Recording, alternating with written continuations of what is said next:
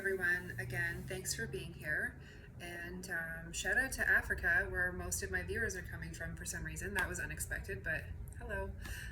Okay, so I'm still learning the tarot, and so I won't do it any disservice of a really bad reading of cards for you yet, but while I'm learning, I'm just going to do something a little bit different. Right now, I'm still stuck on the Fool. So I'm going to be doing a meditation that I have pre-written down here. So even though I won't be doing the disservice of a terrible reading as a learner, nonetheless, my readings are an invitation to pause and reflect and to encounter these timeless archetypes, as living symbols within your own current experience. So before we begin, I'd like to invite you into this reading in a slightly different way from what you might be used to. And today we will travel together with the spirit of the Fool in a meditative exercise of reflection. Rather than just describing the meanings of the card, we'll step inside the card and experience it together. As you listen, don't worry about remembering every symbol or understanding every reference. Simply allow the story to unfold. Notice what resonates, what challenges you, and what quietly calls for your attention. If you're ready, take a slow breath, settle into the present moment, and let us begin. A call to reflection, the Fool. The temple is silent. It is full with wisdom, and it is waiting for you. The pillars disappear into darkness above.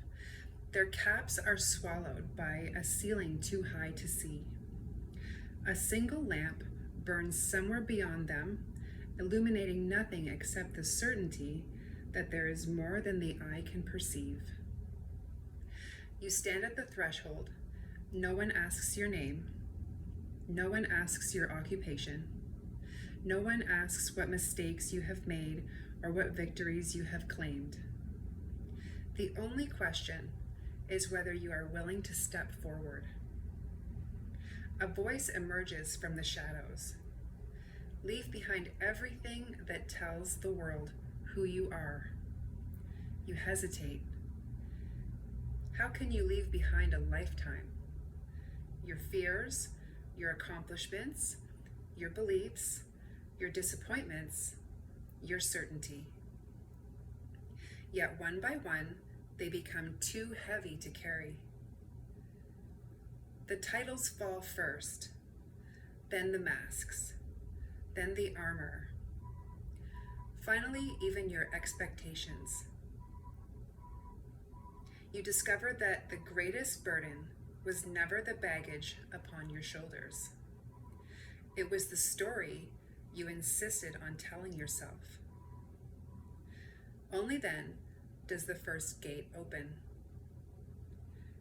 You are not rewarded. You are not emptied. For only an empty vehicle can be filled in here. Above the doorway hangs the first Hebrew letter, Aleph, the geometric shape of the circle. It has no sound of its own. Like the space before speech, it is invisible, yet every word depends upon it. It is the void,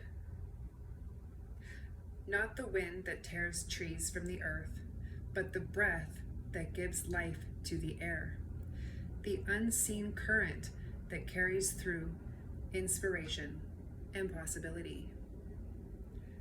You cross the threshold. Beyond it stretches a narrow mountain path. To one side rises the radiant brilliance of Kether, the source of all creation, the crown. To the other lies Chokmah, wisdom where divine potential begins to move. Between them hangs a bridge no wider than a leap of faith. This is the path of Aleph, the path of the fool. You notice that your feet, once covered with golden boots, are now bare. Not because you are poor, because nothing separates you from the journey itself. A small white dog, once behind you, now circles your feet. Is it warning you? Encouraging you? Testing your resolve? You cannot tell. Perhaps it is all three.